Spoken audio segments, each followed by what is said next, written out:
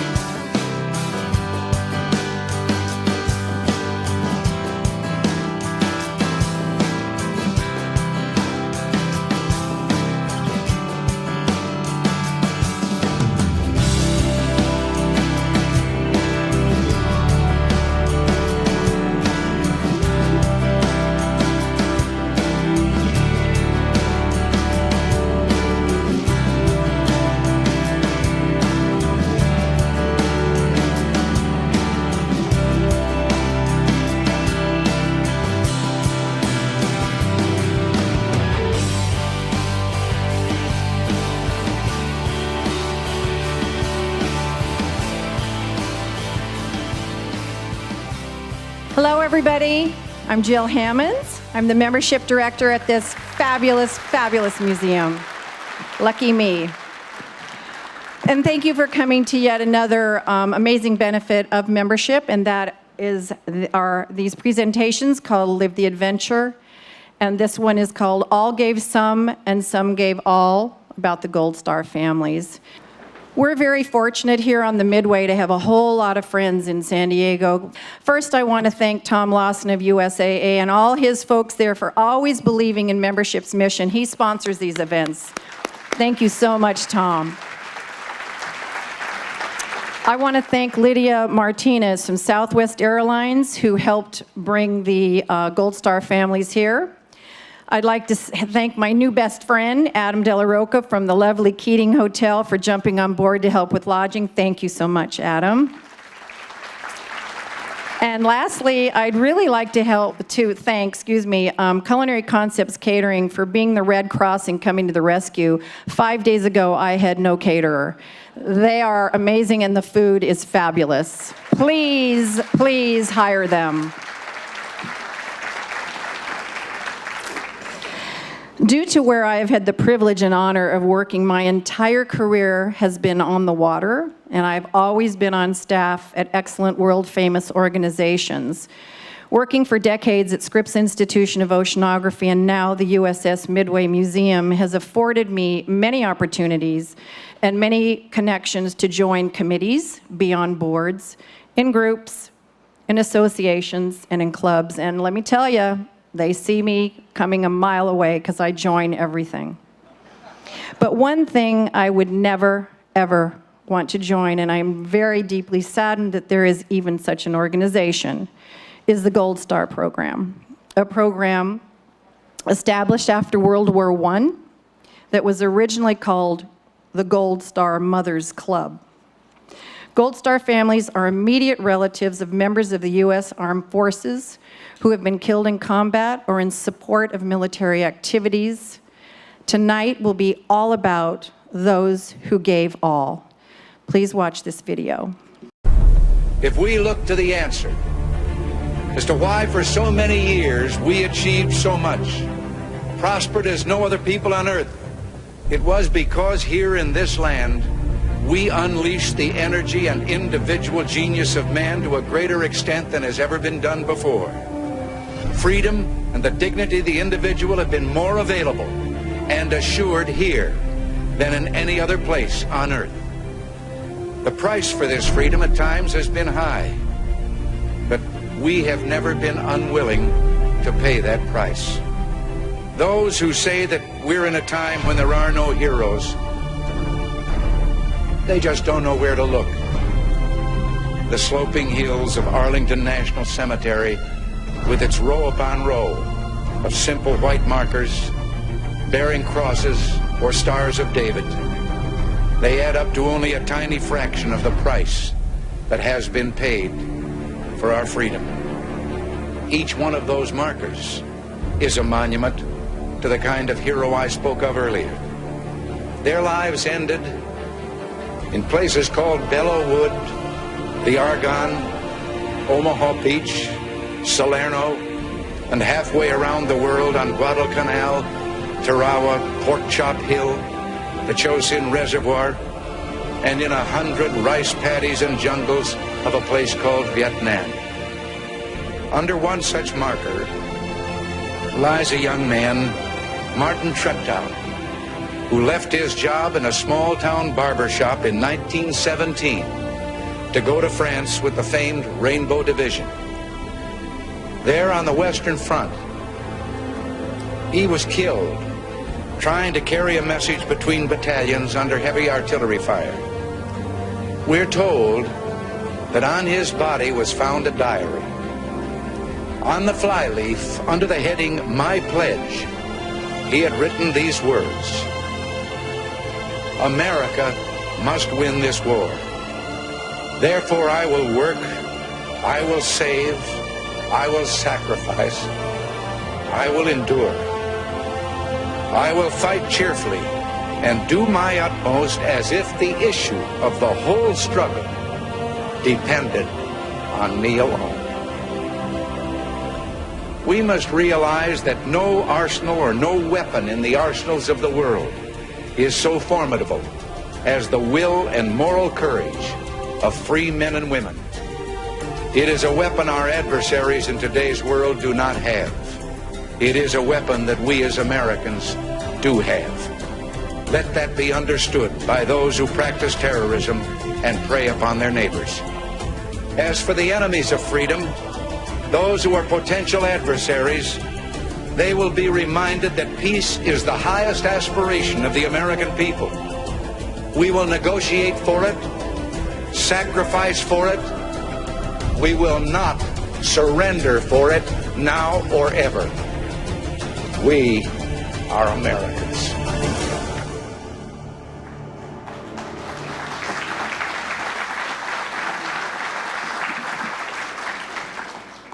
So tonight we will meet two amazing, brave women who have both lost their husbands.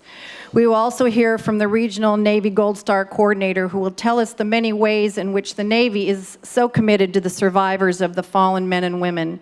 And you will learn of the really great partnership we have had on board for 2 years with the Travis Manion Foundation, an organization that enables veterans and survivors to thrive in their post-military lives by instilling an if not me, then who lifestyle in at-risk youth of San Diego. Gold Star families have gone through tremendous sacrifice and tremendous loss, but they have somehow turned that pain into extraordinary experiences, thereby keeping alive their loved ones' memories. So with that, we'll get going here. Please help me welcome our MC for the evening, Scott McGaugh.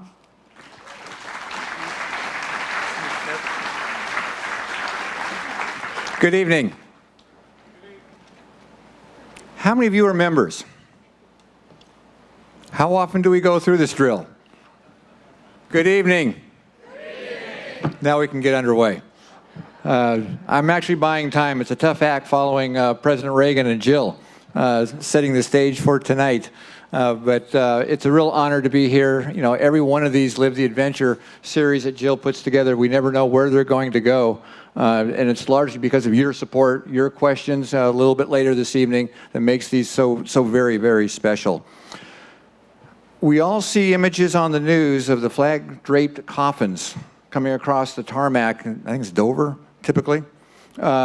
Briefly, Scott Pelley or whoever makes a comment, and we go on about our lives, we finish our dinners, we chase the kids, whatever the case may be, and perhaps, unfortunately, not give it as much thought as we should.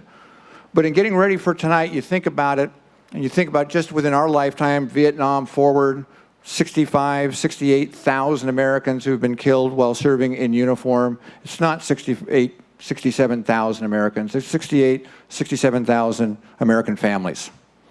The devastation that they go through, you know, if you pause and think about it for a moment, as a father, as a husband, as a son, as a nephew, a niece, a wife, you know, whatever the case may be, when you really pause and think about it for a moment, the devastation is just inconceivable.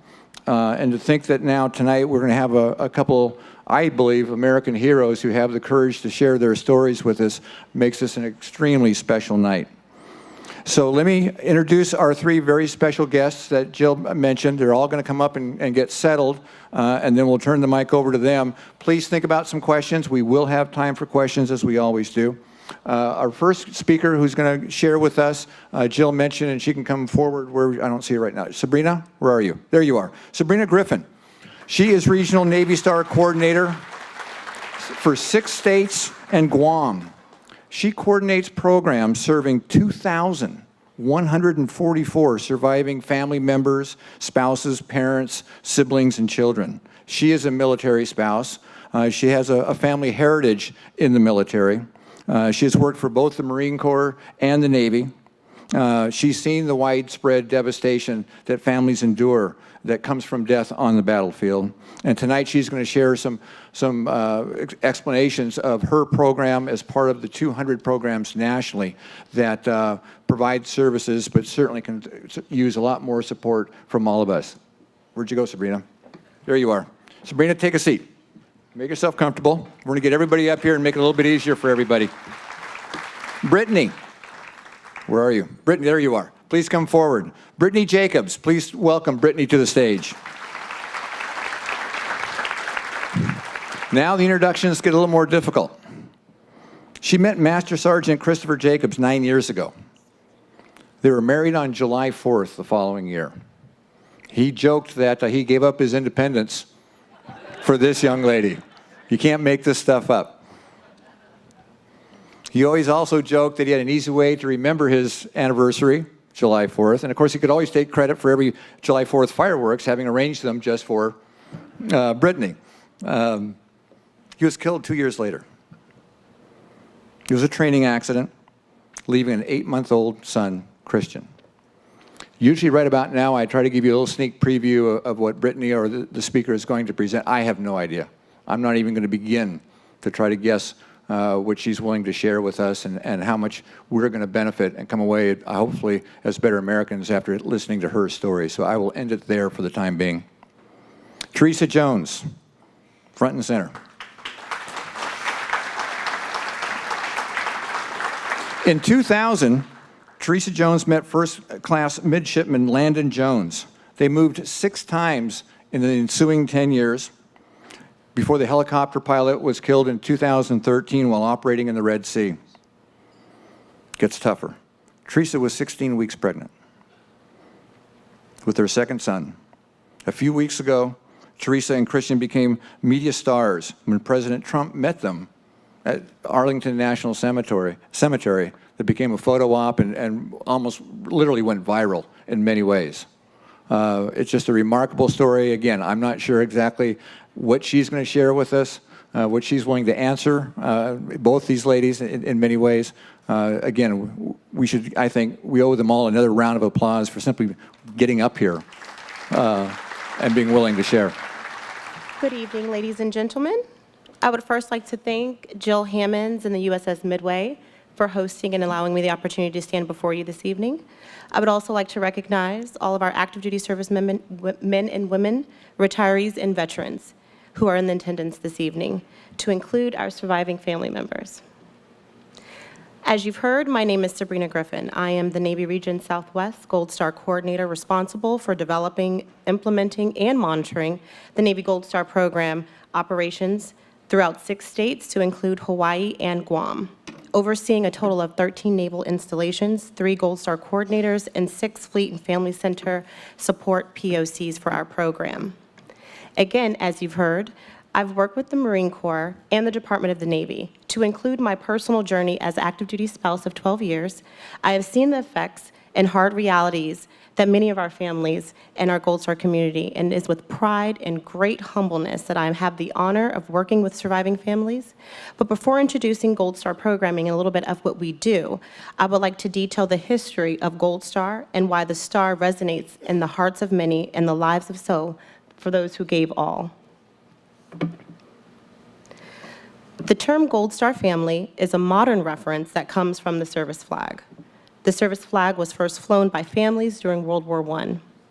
The flag included a blue star for every immediate family member serving in the armed forces of the United States during any period of time during war or hostilities in which the armed forces of the United States were engaged. If that loved one died, the Blue Star was replaced with a Gold Star. This allowed members of the community to know the price that the family had paid in the cause of freedom. In 1947, Congress authorized the military to issue Gold Star lapel pins to families of those who had been killed in combat. In 1973, Congress approved the next of kin lapel pin for families of service members who died while on active duty, regardless of the manner of death. The nation recognizes those families as Gold Star survivors, 2 of which sitting before you this evening. They're the mothers, the fathers, the spouses, the children, the brothers and sisters of those who died while serving their country. The Commander Navy Installations Command, also known as CNIC, launched the Navy Gold Star program in October of 2014, a program that provides surviving families of fallen servicemen and women a level of long-term assistance and support not previously available through the Department of the Navy. The program is enhanced with active participation Gold Star coordinators who directly liaise with survivors for the long-term casualty process. Navy Gold Star coordinators provide direct support for family members through a very difficult time, helping our survivors build resilience and establish their new normal. Through the program's implementation, our Gold Star families are able to receive assistance and milestone management services while staying connected to the military family at large. The mission of the Navy Gold Star program is to deliver services to those survivors regardless of the manner of death. Through active duty and community awareness, like events of this evening, it reinforces that our families have not been forgotten. Our fallen heroes' service and sacrifice has not been forgotten. Nationally, like you heard before, there are over 200 programs available for Gold Star families, ranging from government agencies, charities, and nonprofit organizations. Services and access to resources are close to unlimited for our families of the fallen. Anything from financial and scholarship services, housing options, grief support and counseling, family retreats, and camps. Our coordinators assist these families in navigating the available services to them. From program launch, from my oversight and management, Navy Region Southwest has contacted, as you've heard, over 2,000 Navy survivors dating back to the Vietnam War era. Unfortunately, we lose our sailors every day. 19% of those families are spouses, 46% are parents, 12% are siblings, and 23% are children.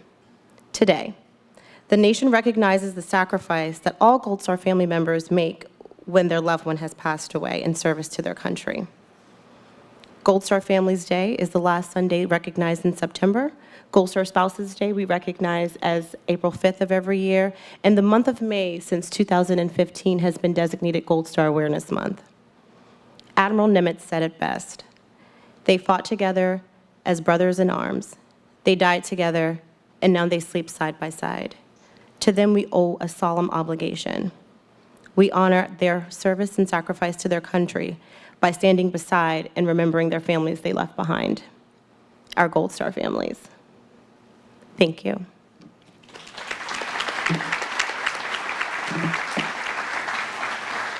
Hi, everyone. First of all, I want to thank y'all for having me here. It's been so awesome, and it's been very kind of y'all. Y'all have been wonderful to me and my son. I'd like to tell you a little about my son and my husband. I think the picture's going through.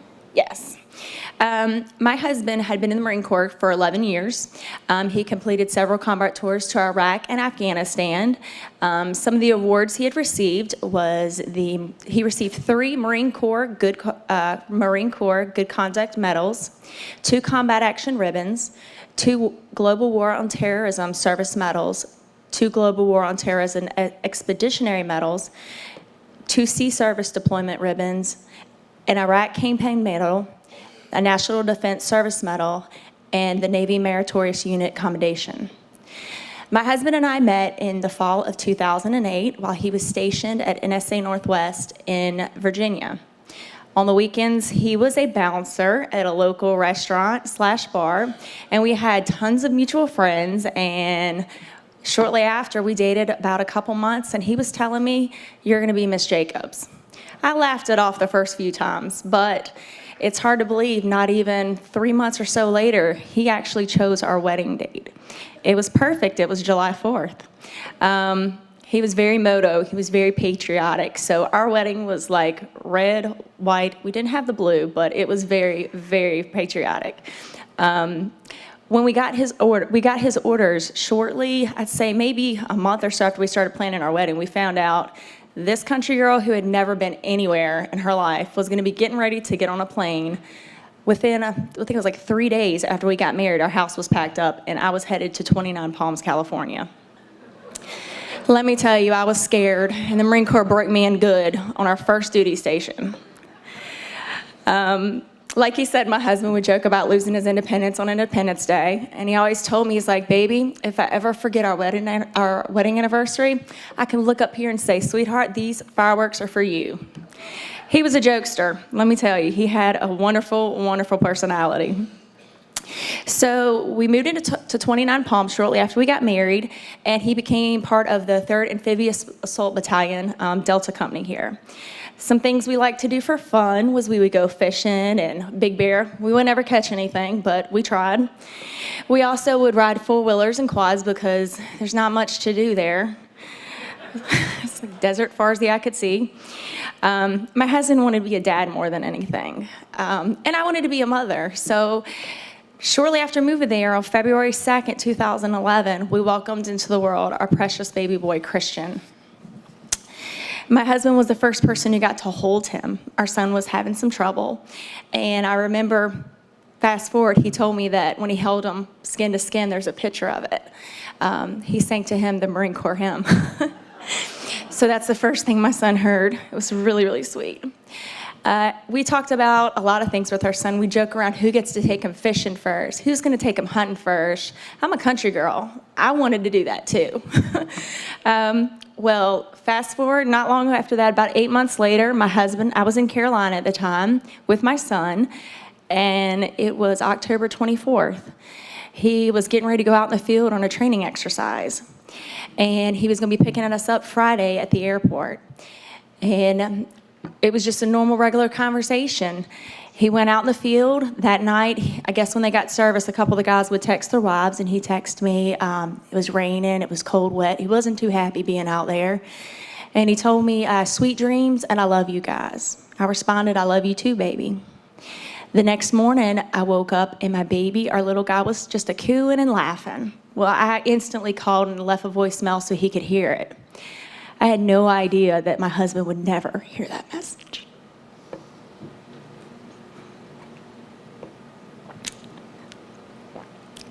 I was actually at, sorry.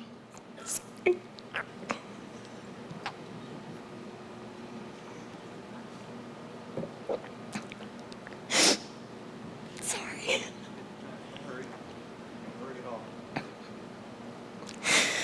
I was at Wendy's by myself, and I got a call, and I want to say it was a lieutenant colonel, I believe. It didn't hit me instant. I answered the phone, and he was like, where are you at? Is this Miss Jacobs? And I was like, yes. He's like, where are you at? They were trying to find me, and it still at that point didn't click to me what had happened. And he got off the phone. He called me right back. And by that point in my head, it clicked. My husband always told me, he was like, if something ever happens, they'll call you. But if he's dead, he's like, when someone dies, they're going to come to you. So I knew in my heart that something bad was wrong. I asked him, I was like, can you at least tell me he's okay? And he was like, can't say anything. He said, we'll see shortly. So I asked him to meet me at my brother's house because I didn't want to be alone. Our son was only 8 months old at the time. Before I even went there, I called my dad, and I was like, Dad, I think Chris is dead. And my dad was like, don't say that, don't say that. I was like, meet me there. They're on the way. My worst fears became my reality. They came up and told me, they were like, sorry, ma'am, I hate to tell you, but your husband's dead. My husband was killed the night prior in a training accident, approximately 1 hour after he sent me the text, sweet dreams, and I love you guys. Instead of my husband picking me and my son up at the airport, we picked him up in his flag draped casket. And we had talked about taking our son trick-or-treating. Instead of taking him trick-or-treating, I was taking my son. I took him to a church event, but I also took him to the funeral home to visit his daddy in this cute little monkey costume. I'll never forget, Christian kept wanting to play with his gold buttons. I never wanted my son to be shocked and feel the pain that I felt. I knew at that point I didn't understand that it would be different, but I never wanted him to feel it. So I've always tried to keep my husband's memory alive with my child. You'll see one picture that they used, I guess, for the invitation was the first time I saw my husband's headstone. It was the first Memorial Day of 2012. It was Memorial Day 2012. It was the first one after he was killed. We got to go visit him.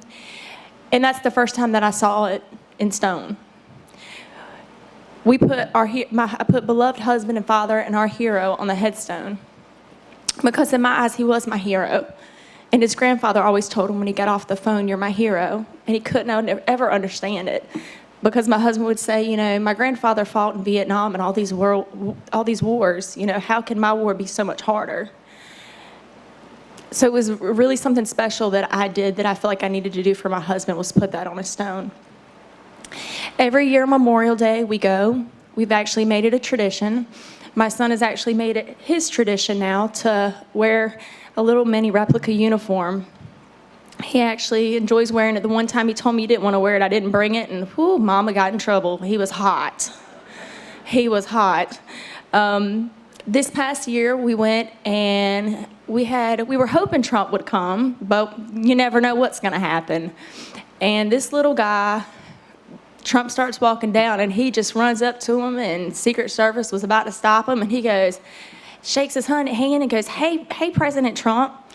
Trump looked at him, he shook his hand, and then Pence had talked to him. He's like, nice to meet you. My kid is country, let me tell you. He sounded like the little rascal. So he actually then next looked at him and said, would you like to go meet my daddy? My son took President Trump. This little boy, innocent, has no clue that he's standing in front of the commander-in-chief. He just wanted to show this guy that he knew was important, his daddy. Trump followed him, and he showed Vice President Mike Pence and Donald Trump his daddy's resting place. He showed him his pictures. He told him about Mommy getting rice thrown on her at the wedding, because we had a wedding picture there. And recently he got to meet Trump again and say the Pledge of Allegiance in front of him. So those are memories. This little boy doesn't understand now how special of a man that is. But when he gets older, I'm hoping he'll figure it out soon. Something that was really special about that to me is my husband always said, go big or go home. Well, he went big. He went real big. He don't know it yet, but soon enough he will. My son is doing really good. He's very, very proud of his father. He says he wants to be a Marine. Growing up, so far, he's only 6 years old, but we've had our tough times. I've always told him that his daddy is in heaven. And when he was little, I'd say, where's daddy at? He'd point up at heaven. And then we started getting the questions. He'd be like, but Mom, he's like, why's daddy in heaven? I'd be like, well, Jesus needs him, son. And his way, he looked at me, he'd be like, Mommy, but I need daddy here. I've been through the motions of seeing my son hysterical. I'd say it probably started about 3, 4 years old, saying that he wanted his daddy, he needed his daddy here. It's hard. It's not easy. But he is just the sweetest, most kind-hearted, loving child you will ever meet. And he is so proud of a man that he didn't get to know that well. But he knows so much about him. And he understands more about everything than most people my age do. But I just want to keep Chris's memory alive for my son. That's what Chris would want us to do, and that's what I want to do. And thank you so much for having me here. I appreciate it. If any of y'all have any questions, please feel free to ask me later. Thank you.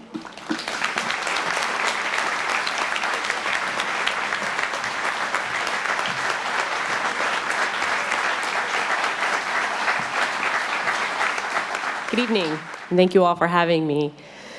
My name is Theresa Jones, and I'm a Gold Star spouse. My husband, Lieutenant Commander Landon Jones, was a naval helicopter pilot. He died on September 22nd, 2013, while on deployment in the Red Sea. He was 35 years old. I grew up in Maryland and spent a lot of time in Annapolis and around the Naval Academy. While celebrating my 21st birthday in downtown Annapolis one evening, I met a shy midshipman who got the courage to ask me for my phone number. We dated casually as we finished our senior years at our respective colleges. I knew he was the one 5 months later when he left for flight school, and I was devastated. We maintained a long-distance relationship for the next 2 years until we finally got married at the Naval Academy Chapel on September 27, 2003.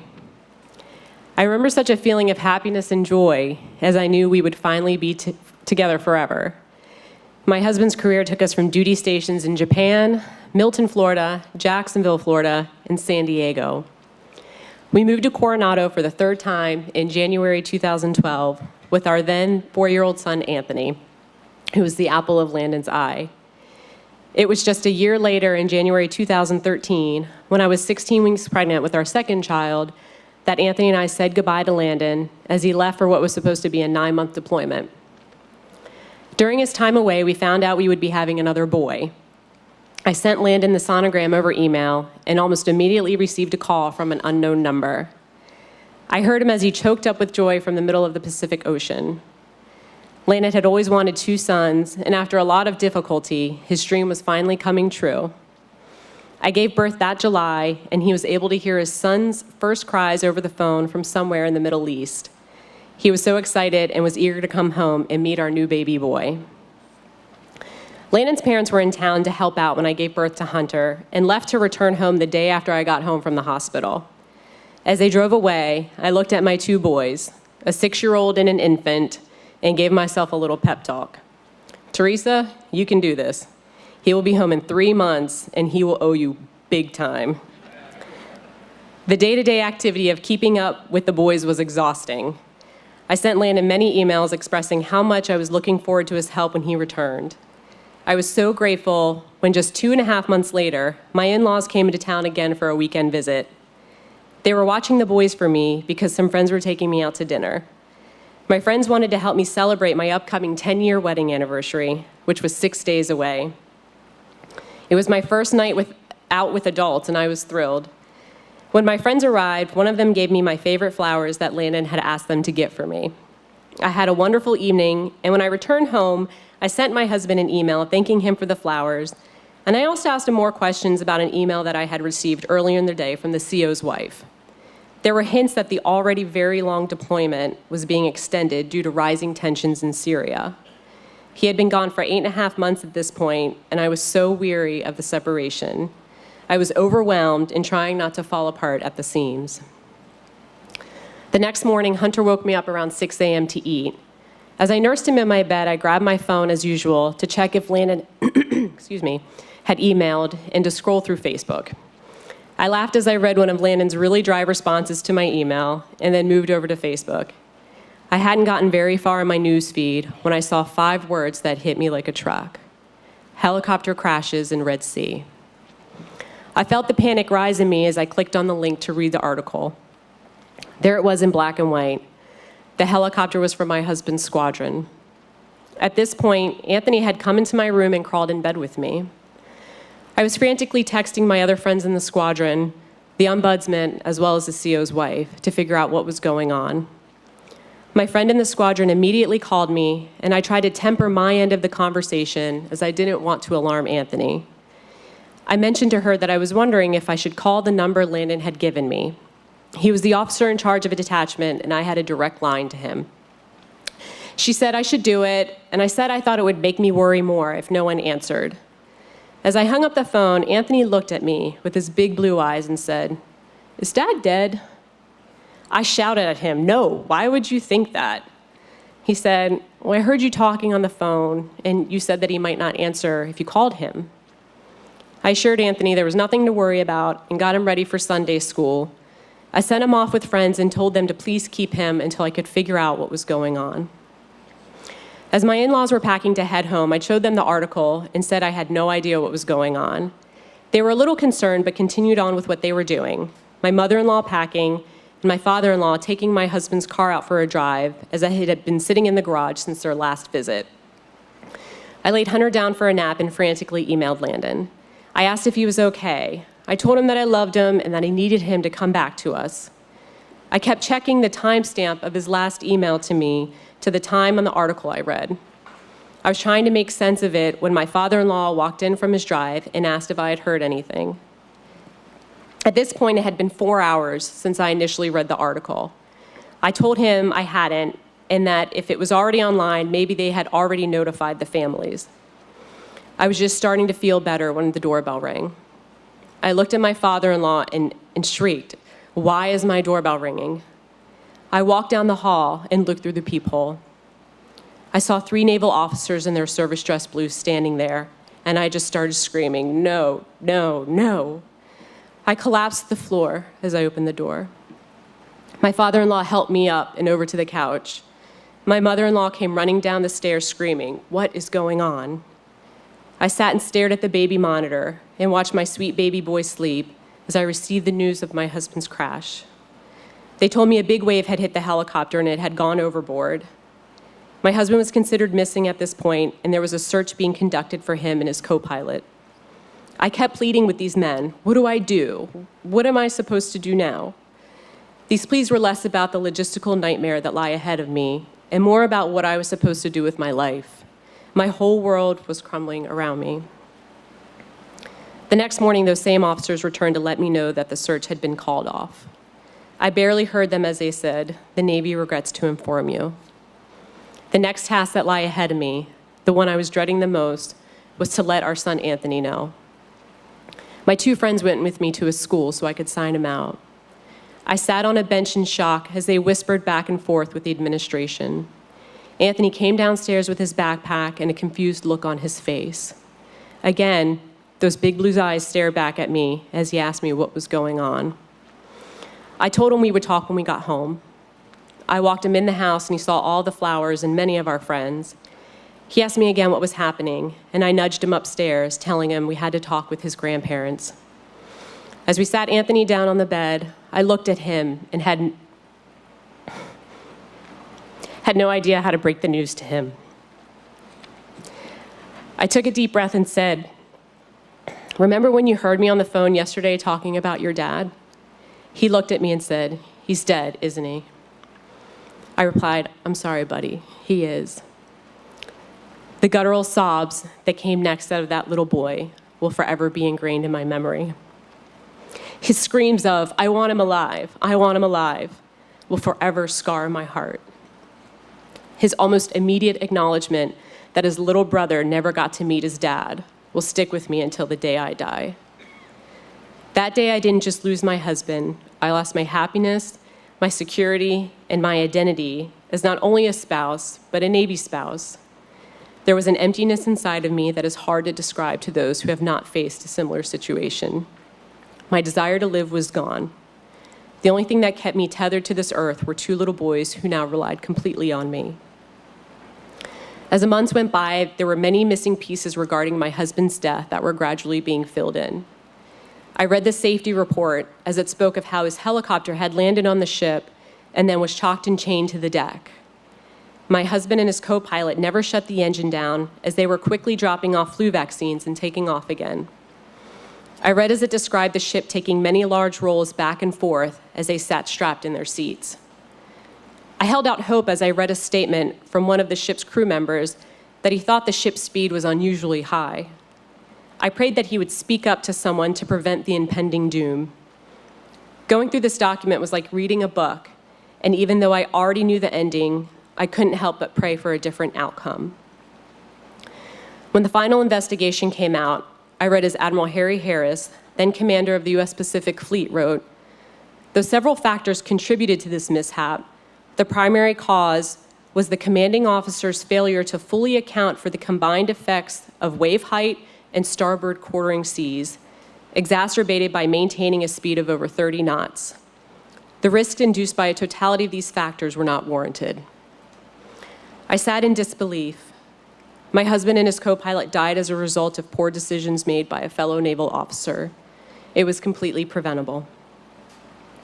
As time went forward, I often wondered if the CO of the ship would ever reach out to my family and offer some sort of condolences. I was beginning to harbor a lot of anger and resentment as each day passed and we didn't hear from her.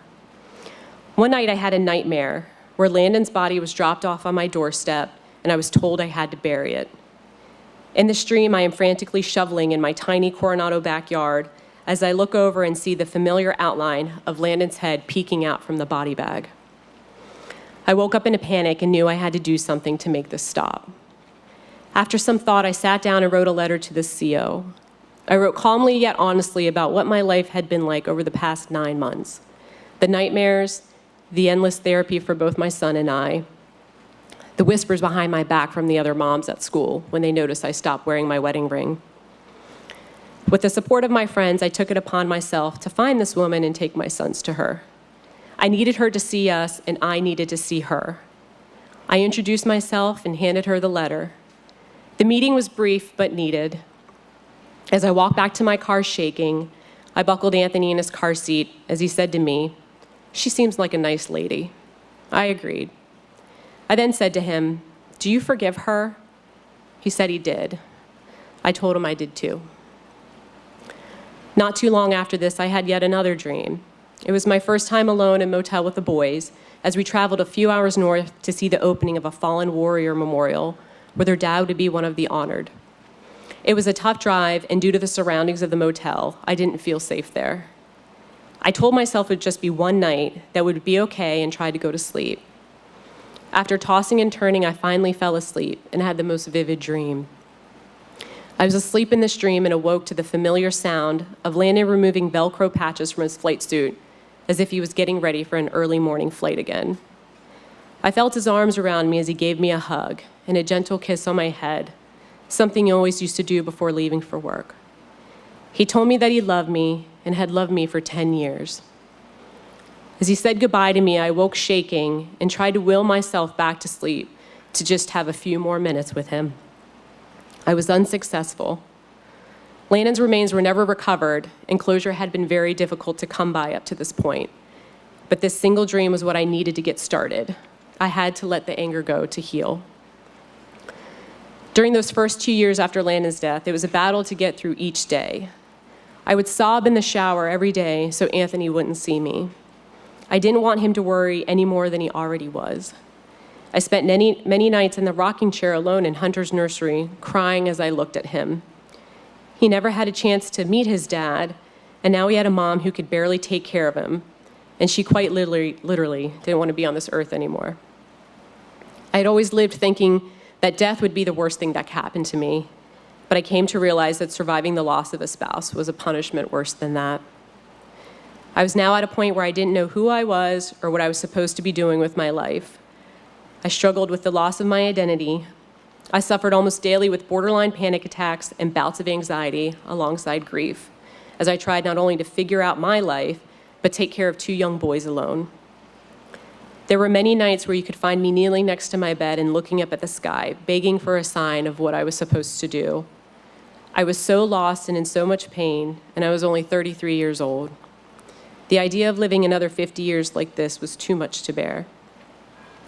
As I was closing the chapter on my first year of widowhood, another Gold Star wife mentioned the Travis Manion Foundation to me. I looked the foundation up online and looked through their survivor services section. I registered with them and exchanged some emails back and forth with Amy Looney, the vice president of the foundation and a fellow Gold Star spouse. I was pleased that I was able to correspond with someone in a similar situation, and I felt as though this foundation truly understood that aspect of my life. My first event with TMF was a yoga get-together with fellow survivors. Nervously, I decided to attend, unsure of whether this would help or hinder my recovery process. I was looking for something to help me through this loss that wasn't another grief group. I was now almost 35, and I wanted to continue living the life my husband didn't get to live. I wanted to give it a new meaning and purpose. After attending the event and getting to meet other Gold Star spouses, I was hooked. I wanted to be involved with TMF in any way possible. On top of participating in their volunteer opportunities, I also became an ambassador in their Character Does Matter program, which we do here on the Midway. In my own family, I was constantly trying to make sure that despite the adversity my boys faced in losing their dad, they did not take on any sort of victim mentality.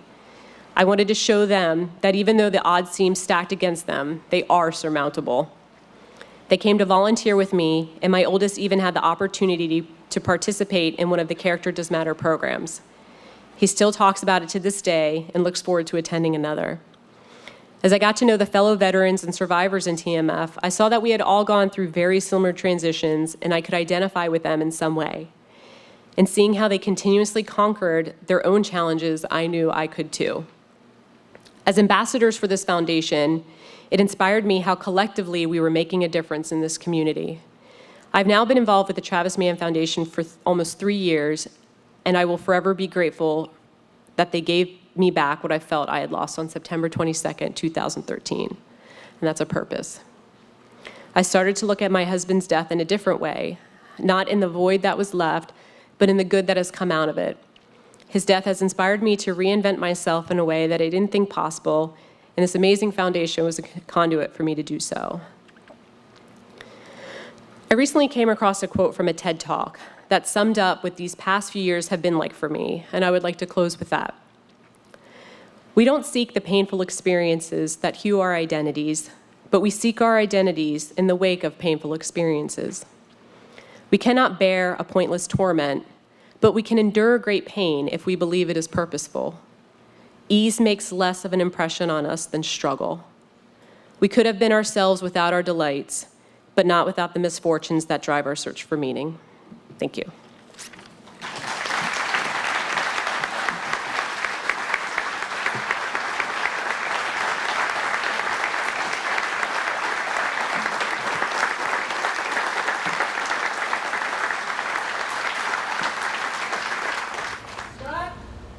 What's the connection between these ladies and the Travis Mann Foundation?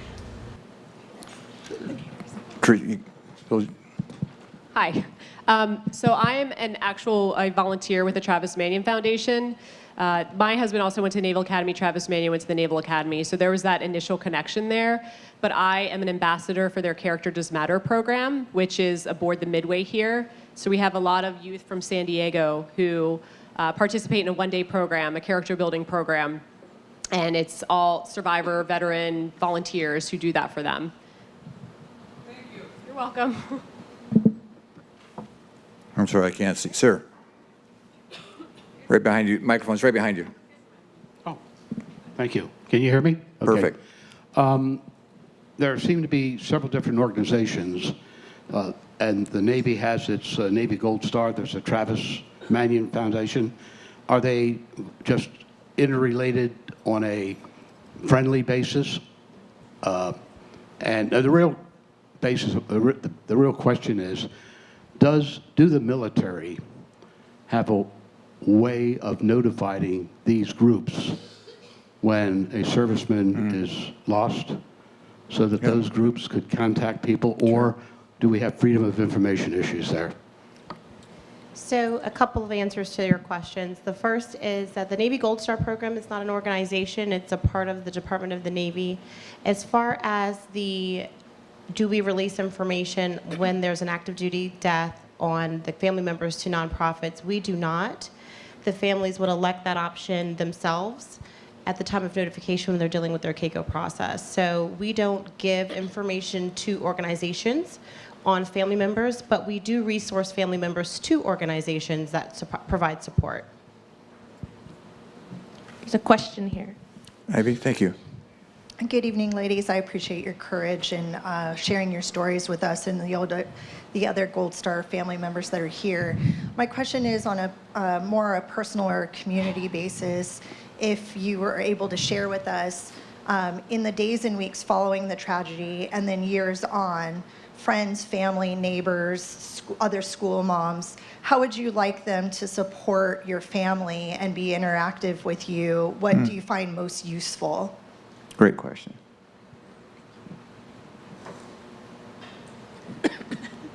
I would say in the beginning days, obviously we had meals and things that were great. Actually, especially with having a new baby, some other Navy spouses collectively gathered money for a house cleaner, which was awesome. It was great for 6 months, which really helped me a lot.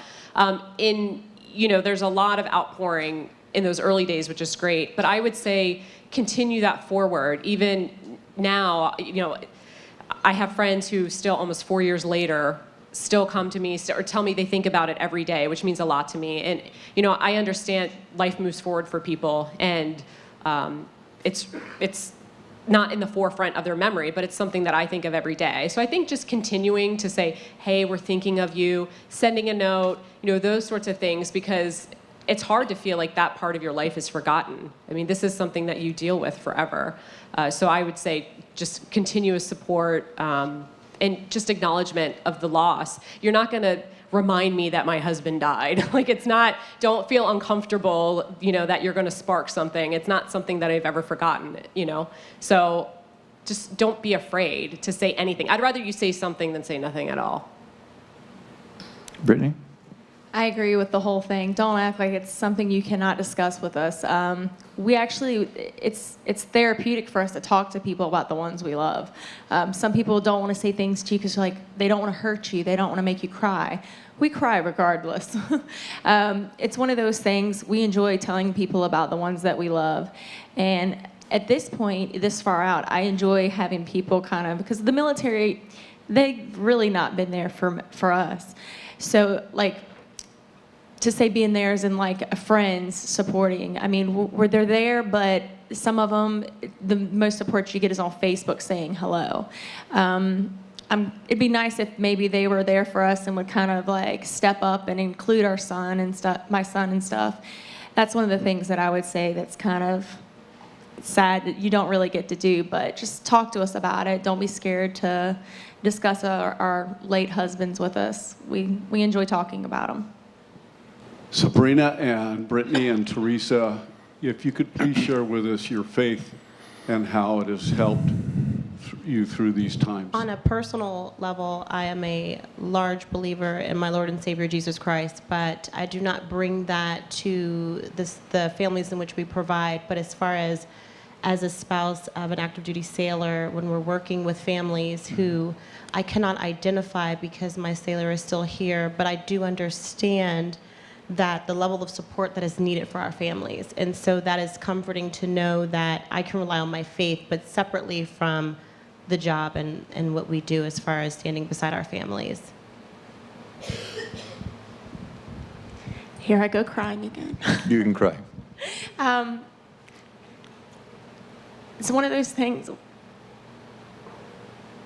It's all right. Take your time.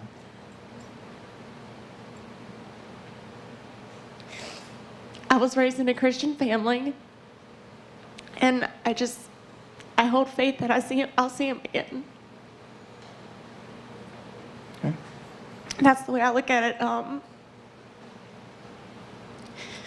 That's how my faith helps me. It's just knowing that this isn't the end in my personal beliefs, and I'll know that hopefully one day I'll get to see him again, and he'll get to see my son, and in some way, in my mind, I like to think that we'll be a family again one day. It's the peace of mind. It's the faith that I hold on to.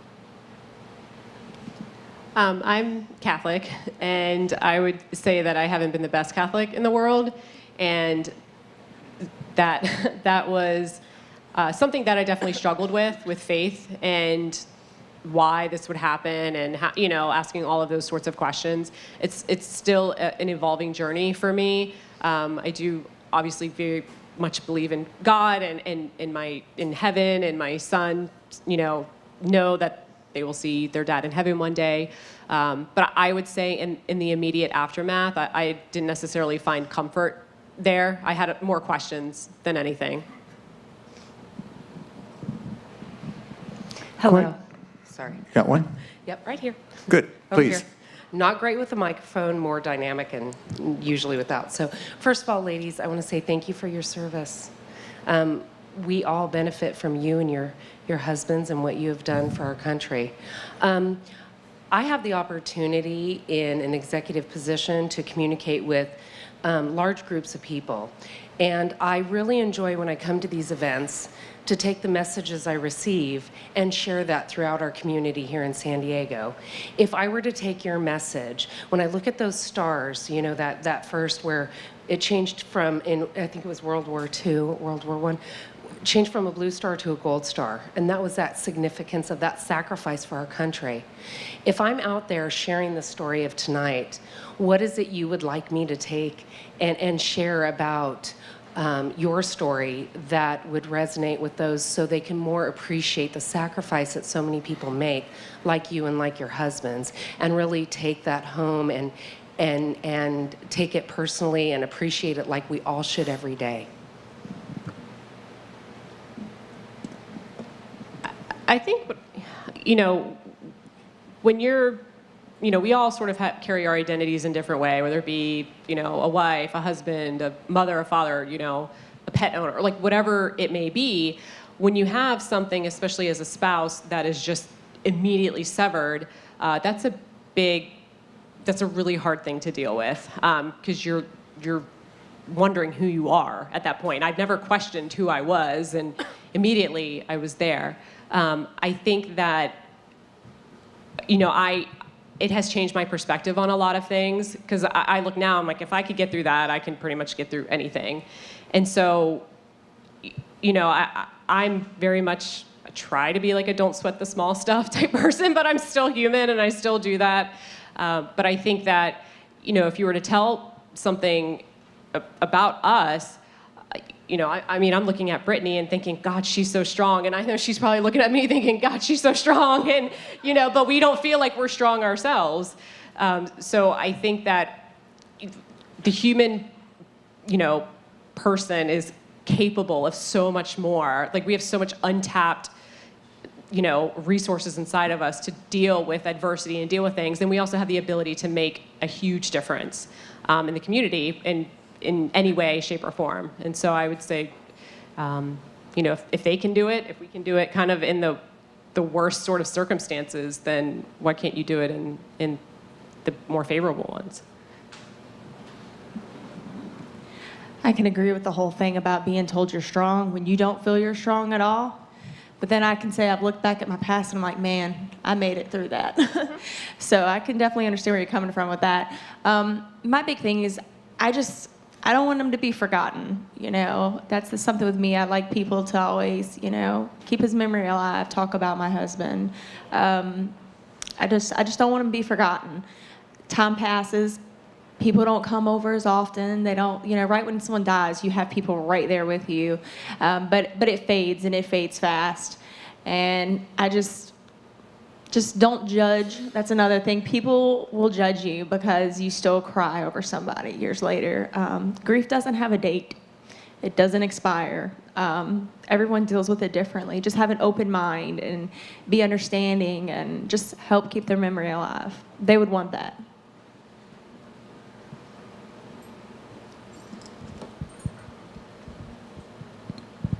If I may add, Brittany, like Brittany just stated, definitely remembering the walk away would be remembering our fallen, but also the families that bear that loss. Those are the ones that was stated before. Those are the family members that are actually living that day in and day out. And so a lot of that sacrifice is left with those families creating their new normal on the back end. So that would be definitely, while we're honoring and remembering the life and service of the service member, also remember that those families are bearing that loss directly on the back. Sabrina, 2,000 surviving members, does it ever get you down? 2,000 is an estimation. That's just Navy Region Okay, Southwest. it's a lot. Correct, it's a lot. Whatever. Whatever Right. the number is. Does it get you down? Dealing with so many people grieving in different stages and so on. It doesn't get me down. I think it brings me closer to reality. Sometimes when you're so far removed from the military and all of the things that come along with the military lifestyles and we lead our civilian lives, sometimes you forget because you're so far removed. Or have no way of knowing. Correct, or you have no way of knowing, right, unless it's flashing across the television screen. Right. But as I stated before, we're losing sailors every day. And I'm just talking about sailors. We haven't even touched on the Army, the Marine Corps, or the Air Force. So not that it gets me down, but it brings me closer to reality. It brings me closer to life is precious. Every moment is precious. Death is so untimely. And so especially for the military community, being embedded in that community for 12 years. I grew up also in the military, my father. But with that, there's a lot of sacrifices made on that demographic in our military community. So working at it and seeing it every day when we are losing the sailors, and by ways of a variety of ways, homicide, motorcycle vehicle accidents, illnesses, KIAs, you know, it's untimely, and it brings you closer to reality to hug your loved ones a little bit tighter and have very difficult conversations that's needed, because you just never know. Other questions? Yes. Laura, you're on your way. Hi, I'm Allie. Theresa generously invited me here tonight. I'm also a Gold Star spouse. The woman back there, that was an awesome question that you had about what to bring back to the community, and I just wanted to quickly comment on that, if it's okay. So when I was widowed, it was quite a long time ago. My little one right here was 6 months old, and she's 13. And so back then, there wasn't a lot of awareness. There were no survivor organizations that had like support groups. And after a few years, I found a new church, and they had a widows group. And I went. I was really excited because it was the first time I've heard of a widows group, and everybody there, and I'm looking and I'm seeing some generation differences, right? Everybody there, it was age 65 and older. And it was one of the best nights of my life in 3 years, because these were people like I related to.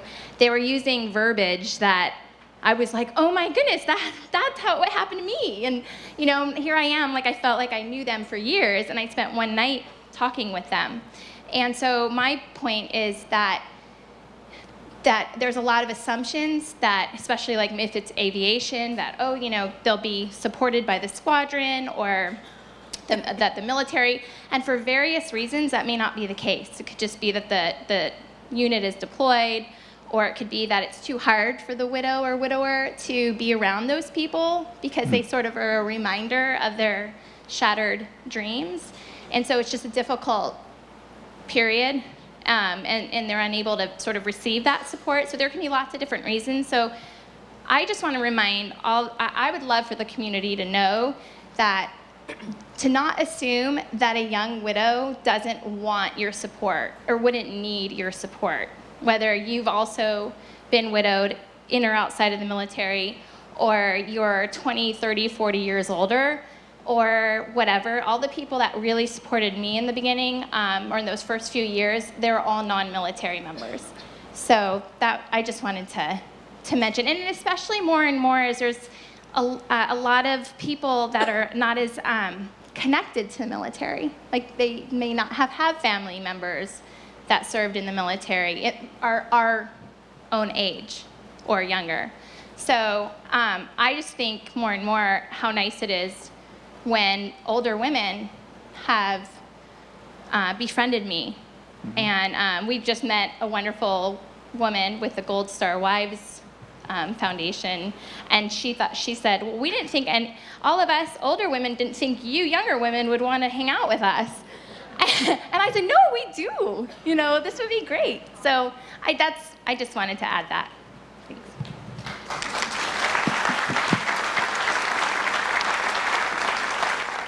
If you could think back to one positive moment where not an immediate family member, but a friend, a neighbor, somebody somewhat distant offered a moment of help or peace that was memorable and really useful to you. Would you mind sharing that? Because I'm sure there's a lot of people here who have some friends, neighbors, associates, maybe not best friends, that they would like to help as well. So what was meaningful? What did they do that was meaningful to you that we might be able to offer somebody?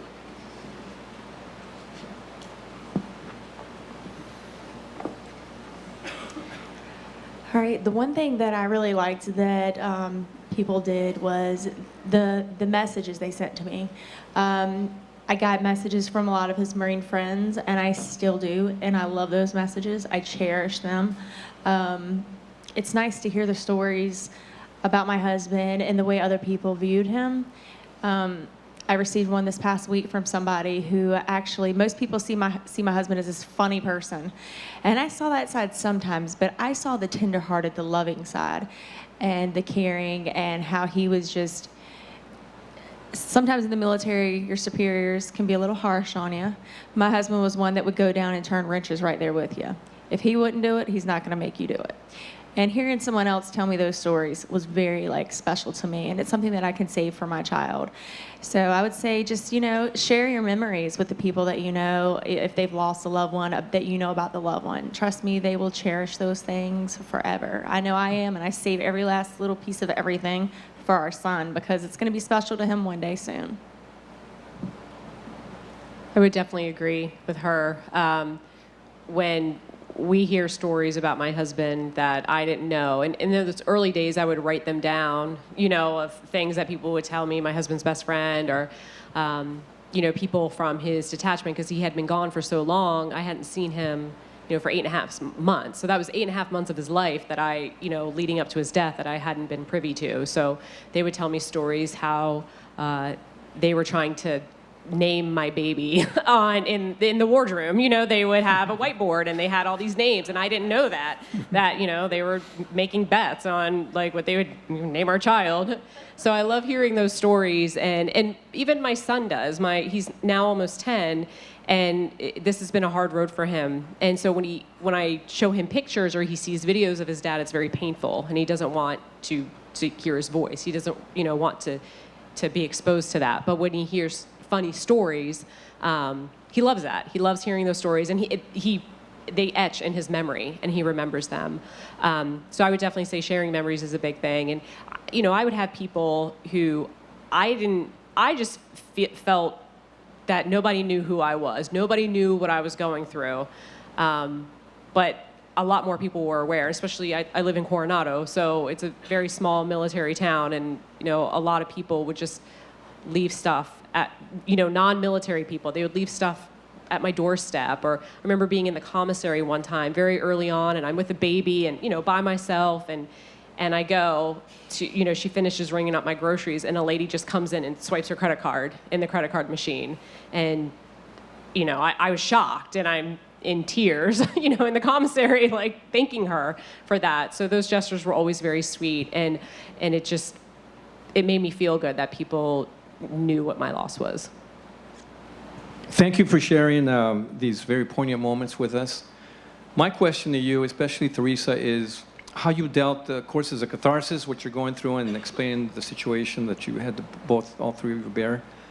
But Theresa, how did you come to grips with the fact that your husband died as a result of negligence? I mean, that kind of left me really touched by how you dealt with that psychologically and to move on. Please, thank you. It was hard. It was very hard. And I had a lot of people that would say, you're very angry. You need to let this go. And I was always just so amped because I held a lot of anger about that. And this CO had really just gotten a counseling letter out of it, which was really difficult for me. And ultimately, had been selected for promotion by the Navy, and had been, selected for promotion to Major Command as a surface warfare officer, and had been selected for captain. And, my son and I had seen her, and she wasn't expecting us and was obviously very surprised. But I felt better. I was able to, get rid of that anger. And my son was too, because leading up to that, he said, she's a villain. That's how he thought of her. And she's a mom, and she has 5 kids. And we saw all of that. We saw this side of her. I know, the Navy had said that she was not allowed to contact us. So there was a lot of built up anger and animosity towards this person, because all I saw when I looked up her name on the internet was her official Navy photo. And to me, she just looked larger than life and, very overpowering. And when I saw her in person, I was much taller than her. She was very, diminutive and, not in her Navy outfit, so she just looked like a normal person. So, that didn't stop me. I was able to forgive her. It didn't stop me from, honestly trying to prevent her from promoting, because I didn't believe that, that she was deserving of her promotion, and ultimately SecNav sided with me and felt the same thing and had pulled her promotion. So it was really hard because I didn't feel like, as a widow, that I was supposed to be the one trying to make this right. I felt, it was really hard for me to deal with the military because I had this, at this point, this love-hate relationship with the military. But it was very cathartic seeing her and letting it go at that point. That helped open up a lot of space in my heart and the ability to kind of close that. And I felt like at that point, I was able to do everything that I could do. And that my husband would have been proud of me. He knew that I was, when we got into it, like, I didn't let go like that easy. Like I was, and so I think he would have been proud of me that I fought, for what I felt was right. And so that helped me heal a lot. It helped because I felt like I was doing something. And then just going forward, there's been a lot of stuff as Gold Stars that we deal with. Just in general, we deal with our kids receive military death benefits that are heavily, heavily taxed by the government. And I write checks in the amounts of thousands of dollars per year for a 3-year-old and a 9-year-old. And, I've sat down with Congressman Duncan Hunter and have gone over this, and I sit there and like, does my 3-year-old need a tax shelter? Like, do I have to put solar panels in his name? Like, what do I need to do? Because I'm writing, And so there are these things, there's a lot of these kind of loopholes in government rules. And so that has helped me as well, because I feel like if I can make some changes on a broader scale, this like one horrible thing, while devastating, maybe it can have like this positive ripple effect out. Very loving hearts in the room. May I ask our guest at the podium to recognize our Gold Star families that are with you tonight? Please. Thank you. Do we have Gold Star families? I think we heard some via some questions.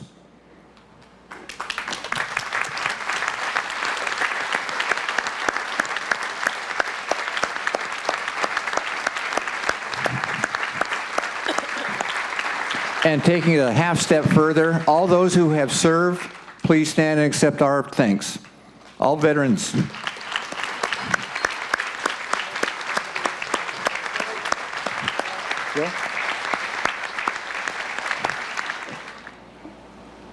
These women rock. They are amazing. A military spouse, to wit, I am not worthy. I will never complain. I'm out of the horrible devastation and the ashes. There is beauty, and there are positive things, and your children are so blessed to have you as their mothers. I'd like to show this video, and then I have an announcement.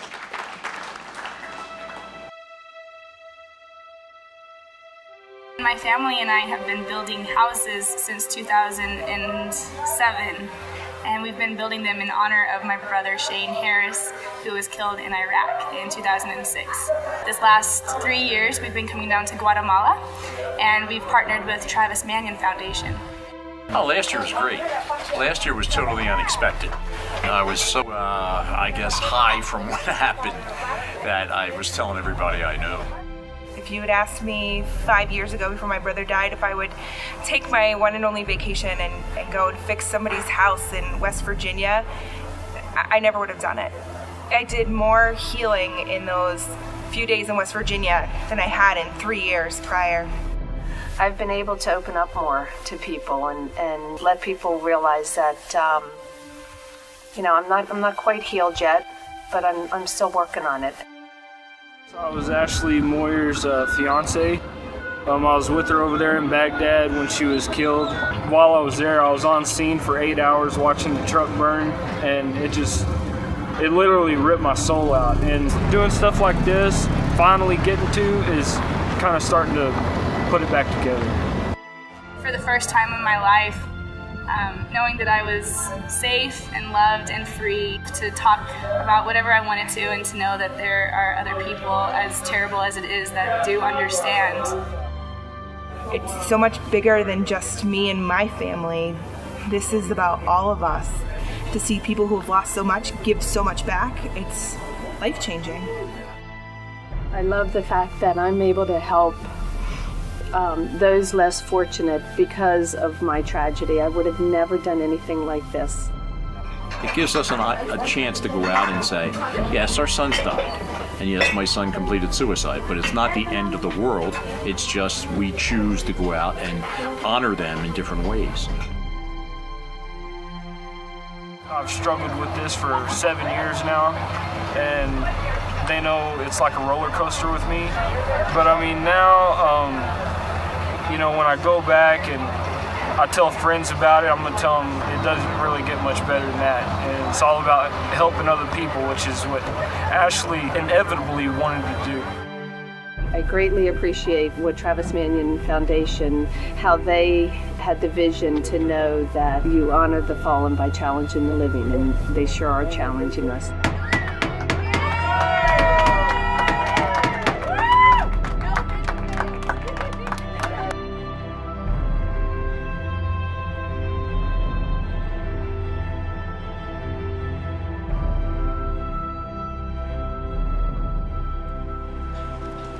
That's the Travis Manion Foundation. Pretty incredible. So I have an announcement to make. We've heard a lot about this Gold Star program. Actually, one of the reasons this is the topic is because that's what I wanted to do. And this is my event because I never heard of this. And I find that to be appalling.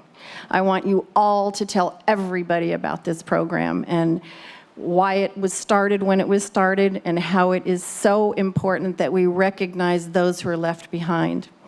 To me, it amazes me that these women can carry on, as difficult as it is. And because they belong to this group, they are Gold Star wives, and lots of Gold Star wives have children. So the USS Midway will therefore donate $2,500 to the education funds to benefit the children of these brave, courageous rock star mothers, Theresa and Brittany. And that's the end. I hope you had a good time and good night. Thank you for coming.